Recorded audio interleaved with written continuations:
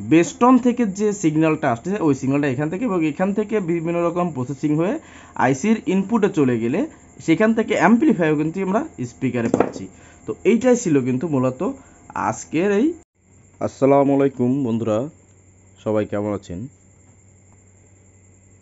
Jewel electronics and সাউন্ডের পক্ষ থেকে নতুন আরেকটি ভিডিওতে আপনাদেরকে স্বাগতম। বন্ধুরা, আমাদের টোটাল বাংলাদেশ না পুরো পৃথিবীতে 20-30 আইসি অর্থাৎ টিডিএ 20-30 যে অ্যাম্পলিফায়ার সার্কিট, বিশেষ করে যেটা সাব ওফারের জন্য বা কম্পিউটার বক্সের জন্য ব্যবহার করা হয় সাধারণত বা ছোটো পরিসরে। এক্সাম্পল আপনার 12 ভোল্টের মধ্যে যত ভালো মানের অ্যাম্পলিফায়ারের জন্য বা সাব ওফারের জন্য বা হোম থিয়েটার কম্পিউটার বক্স ইত্যাদির জন্য ছোট পরিসরে যে এটা বেশি ব্যবহার করা হয় সেটা হচ্ছে টিডিএ 20-30 আইসি। আর আমার হাতে এই যে সার্কিটটি আপনারা দেখতে পাচ্ছেন, এই সার্কিটটা হচ্ছে একটা অরিজিনাল কম্পিউটার বক্স থেকে সংগ্রহ করা সার্কিটটি। তো এখন বিষয়টা হচ্ছে যে এই সার্কিটটি আমরা অনেকেই কিন্তু ব্যবহার করি, বিশেষ করে কম্পিউটার বক্সের মধ্যে এটা বেশিরভাগ থাকে এবং প্রতিটা সার্কিটে যেটা সবচেয়ে কম, যেমন মনে করেন 3টে স্পিকার থাকে, 2টা হাই পার্ট অর্থাৎ 2টা টনের জন্য, একটা বেজের জন্য। তো দেখুন এখানে 1টা 2টা 3টা আইসি আছে, কিন্তু এটা কিন্তু ট্রানজিস্টর বললে ভুল হবে, এটা আইসি অবশ্যই। কারণ ট্রানজিস্টরের জন্য কিন্তু একটা বায়োসের জন্য ড্রাইভিং করার জন্য অনেকগুলো ট্রানজিস্টর লাগে। তো আইসি যেটা মিনিং আছে আসলে এটা বিস্তারিত অনেক। তো এই আইসি কিন্তু অনেকগুলো পার্টসের সমন্বয়ে একটা আইসি হয়ে থাকে। তো এইটাই বলা যায় এক প্রকার কমপ্লিট ধরনের আইসি, এক প্রকার কমপ্লিট, এগুলো তার সহকারী হিসেবে লাগে। তো যাই হোক, এই আইসিগুলোতে কিন্তু অনেক সুন্দর সাউন্ড প্রডিউস করে এবং এক একটা আইসিতে এক একটা স্পিকার চালানো যায়। যেমন ধরুন 1টা 2টা আইসি দিয়ে আপনারা দুটো বক্স, ছোটো ছোটো বক্স চালালেন, একটা আইসি দিয়ে কিন্তু একটা ভালো মানের সাব ওফার বা সাব বক্স খুব সুন্দরভাবে কিন্তু এটা দিয়ে চলে। এবং এই সার্কিটের যে ডায়াগ্রাম থাকে, এই ডায়াগ্রাম এবং এটা যেভাবে তৈরি করা হয়, এটার বেসটা কিন্তু অনেক হার্ড এবং অনেক ডিপ থাকে, যেটা একটা রুমের মধ্যে যদি আমরা এটা প্লে করি, এটা সাউন্ড এত দারুণ লাগে শুনতে যে আসলে বলার মতো না। তো এতগুলো কথা বলার উদ্দেশ্য হচ্ছে কি, এই সার্কিটটা আমাদের বহুল পরিচিত একটি সার্কিট। এই সার্কিটগুলোতে আমরা অরিজিনাল যে কোম্পানি বক্সের ভিতর যেগুলো পেয়ে থাকি, দেখুন এটা কিন্তু এটা কোম্পানির বক্সের, আমার এটা খোলা আর কি, খুলে রাখা বেশ আগে, মানে ঘরে মনে হয় 1 থেকে 1.5 বছরের মতো ছিল। তো ভাবলাম এটাতে একটা ভিডিও আপনাকে দিই, এটা কিন্তু অপরিষ্কার, জাস্ট আপনাদের দেখানোর জন্য যে পুরাতন, এই জন্য। তো এই সার্কিটে আজকে আমি আপনাদেরকে কি দেখাবো, যে এই সার্কিট থেকে আপনারা কোথায় ভোল্টেজ কানেকশন দিতে পারবেন, কোথায় ইন কানেকশন করবেন এবং কোথায় আপনারা আপনাদের সাব ওফার কানেকশন করবেন, বেস টন কীভাবে কানেকশন করবেন, ছোটো ছোটো স্পিকার কীভাবে কানেকশন করবেন। এখানে দুটো আইসি সকেট দেখাচ্ছে বা অডিও সকেট, এর কোনটা ইন কোনটা আউট এবং কোথায় ভোল্টেজ কীভাবে কি, এটার টুকটাক বিষয় আপনাদেরকে আজকে আমি পুরোপুরি খুলে বলার চেষ্টা করব। আর আপনারা কিন্তু এটা কাজ করতে হবে, সেটা হচ্ছে যে আপনারা কিন্তু অবশ্যই কিন্তু ধৈর্য সহকারে দেখবেন। এখন রাত বাজে প্রায় 2টা প্লাস, আর রাত্রে ভিডিও করি, আপনারা জানেন যে আমি বেশিরভাগ আমার কাজগুলো আমি রাত্রেই বেশিরভাগ করি। আর রাত্রে নিরিবিলি থাকি, কোনো ঝামেলা থাকে না এবং আদার সাইডে কোনো ব্যাড নয়েজও আসে না, যার কারণে রাত্রে ভিডিও করতে খুব ভালো লাগে। তো এখন যে কাজটি করতে হবে, আমার এই সার্কিটটি কিছু পরিষ্কার করে নিতে হবে, দুই পাশ, এপাশ ওপাশ দুই পাশ করলে ভালো, না করলে নয়, সমস্যা নেই ক্ষতি কোনো। তো দেখুন আমি কোন স্টাইলে করতেছি, আসলে কেমন যেন ধোবো এটাকে, কাচবো সেটা সেভাবেই। এগুলো আসলে দেওয়ার উদ্দেশ্য কি, যে এতে আসলে অনেক ময়লা রয়েছে, অনেক পুরাতন, এই জন্য বেশি করে দিলাম। আপনারা আপনাদের পরিমাণ মতো দিবেন, এত বেশি না দিলেও মানে অসুবিধা হবে না, আমি একটু বেশি করে দিলাম। তো এটাকে একটু পরিষ্কার করে নিই, পরিষ্কার করে তারপরে আপনাদেরকে দেখাইতে আমারও সুবিধা হবে, আপনাদের বুঝতেও সুবিধা হবে। ভিডিও মানে এই নয় যে শুধু একটু দেখালাম চলে গেলাম, ভিডিও মানে এই আমি দেখাবো, আপনারা দেখবেন এবং কিছু যদি শিখতে পারেন, এর থেকে উপকৃত হন, এটার মানে হচ্ছে আমার কাছে ভিডিও।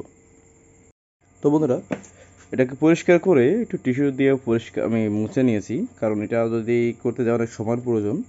তো এখন কথা হচ্ছে আমি এটা এখন মূল ভিডিও শুরু করব। তো মূল ভিডিও শুরু করার আগে আপনাদেরকে আমি বলতে চাই, যারা আপনারা আমার এই চ্যানেলে নতুন দর্শক আছেন, অবশ্যই চ্যানেলটিকে সাবস্ক্রাইব করে দিবেন এবং পাশে থাকা বেল আইকনটি অল করে দিবেন, কারণ এই রিলেটেড ভিডিও এই চ্যানেলে আপলোড হয়। তো যখন আমি এই চ্যানেলে ভিডিওগুলো আপলোড করব তখন কিন্তু আপনারা খুব সহজে পেয়ে যাবেন। আর বন্ধুরা, আপনারা যারা অলরেডি সাবস্ক্রাইব করে দিয়েছেন, আমি আপনাদের প্রতি আন্তরিকভাবে কৃতজ্ঞ। তো বন্ধুরা, চলুন মূল ভিডিও শুরু করি। তো প্রথমে এখানে আমরা দেখতে পাচ্ছি এই যে সার্কিটটি, এই সার্কিটটিতে এইখানে দুটো ক্যাপাসিটর রয়েছে।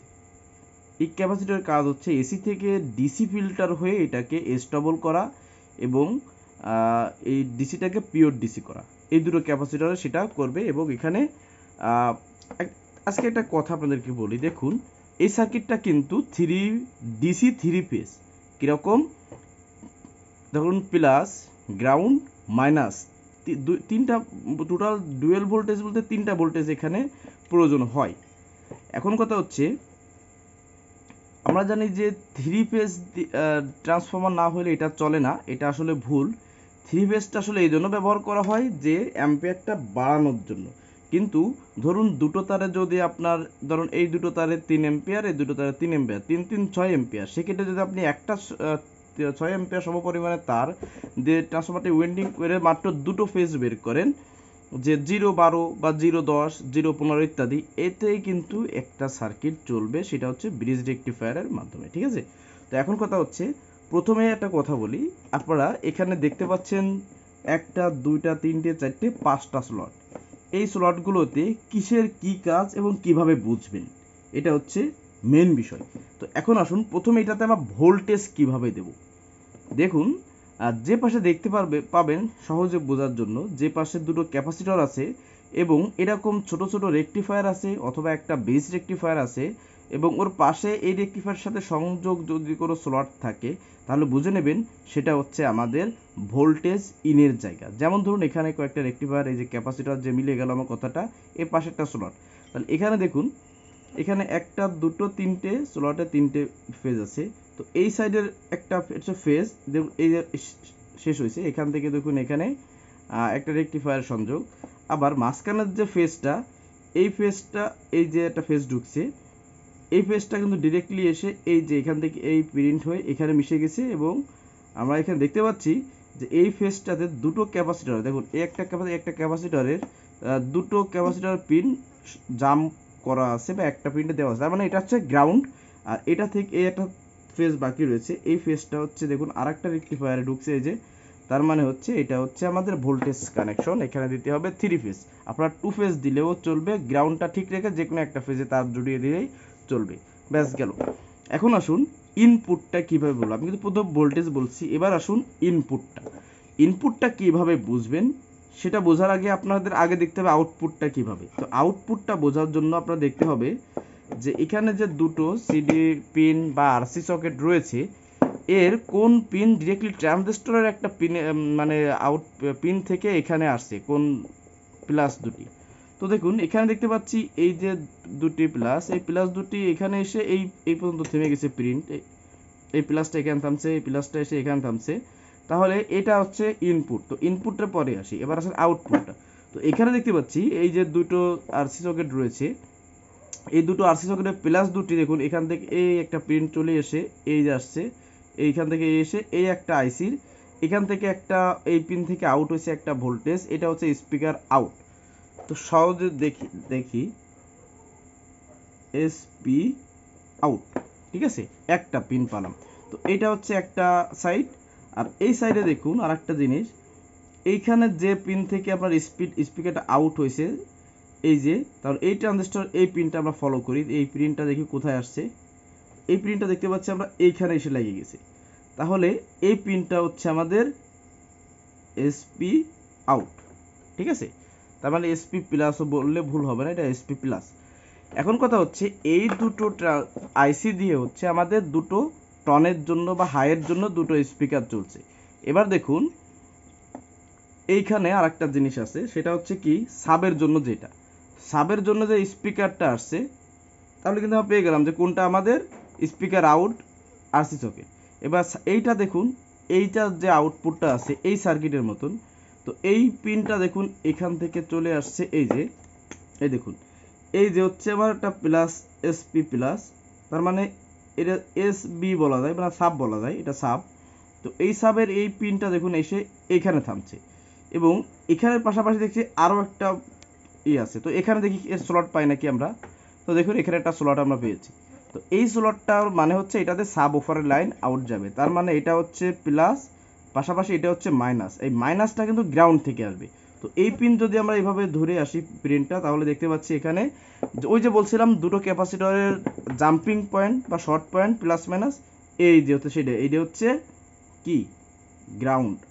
দাগ ভালো পড়ছে না, যাই হোক, এটা হচ্ছে গ্রাউন্ড।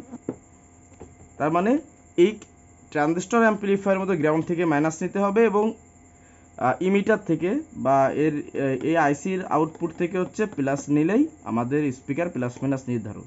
তাহলে আমরা স্পিকারে প্লাস মাইনাস পেলাম। তাহলে আমাদের কয়টা স্লট গেল? আমাদের একটা স্লট, স্পিকার আউট একটা গেল, ভোল্টেজ গেল, সাব ওফারের লাইন গেল, এবং স্পিকার আউটপুটটা কিন্তু ব্যাস ক্লিয়ার। এখন কথা হচ্ছে এই স্পিকার আউটপুটের জন্য কোনো স্লট ব্যবহার করা হয়নি, সেই জন্য একটা আরসি সকেট ব্যবহার করা হয়েছে। এই যে আরসি সকেটটা, এখন হচ্ছে ইনপুটটা কিভাবে বুঝবেন। তো দেখবেন এটা আরসি সকেট থাকবে, এরকম একটা সকেট থাকার পরে তার সাথে সংযুক্ত প্লাসের সঙ্গে কোনো একটা স্লট পাবেন, যেমন ধরুন একটা স্লট আমরা পেয়েছি। তো এইখান থেকে এই আরসি সকেটের প্লাসের স্লটটা এখানে তিনটে, সেহেতু মাঝখানেটা মাইনাস হবে, দুটো লেফট রাইট সাইড হবে। এখানে দেখুন এরকম একটা কানেক্টর থাকে, বা অনেক সময় আপনার শিল্ড ওয়্যার বা হেডের তার বলি, এরকমের তার থেকে এটা চলে যায় হচ্ছে আমাদের কম্পিউটার বক্সের ফ্রন্ট পাশে। সেখান থেকে বেস ট্রিবলে হচ্ছে ডিরেক্টলি এই সকেটে, এখানে আরসি সকেটে লাইন ঢুকে এখান থেকে একটা তার হয়ে কম্পিউটার সামনের পাশে ভলিউম থাকে, ভলিউম কন্ট্রোল প্যানেলে চলে যায়, কন্ট্রোল ভলিউম বেস্টনে চলে যায়। সেখান থেকে আপনার left side high part, right side high part, এবং একটা সাব ওফারের জন্য আপনার একটা সিগন্যাল আসে। এবং এই সিগন্যালটা এসে ডিরেক্টলি দেখুন এখানে একটা 1 2 3 4 চারটা পিনের একটা আপনার আছে, কি আছে, একটা স্লট আছে। 1 2 3 4, এখানে 4 পিনের একটা স্লট আছে। এই 4 পিনের স্লটের একটা স্লটে হচ্ছে এসপি প্লাস লেফট সাইড, আর একটি স্লটে থাকবে এসপি প্লাস রাইট সাইড, আর একটা মানে পিনে থাকবে সাব ওফার, একটা পিনে থাকবে গ্রাউন্ড।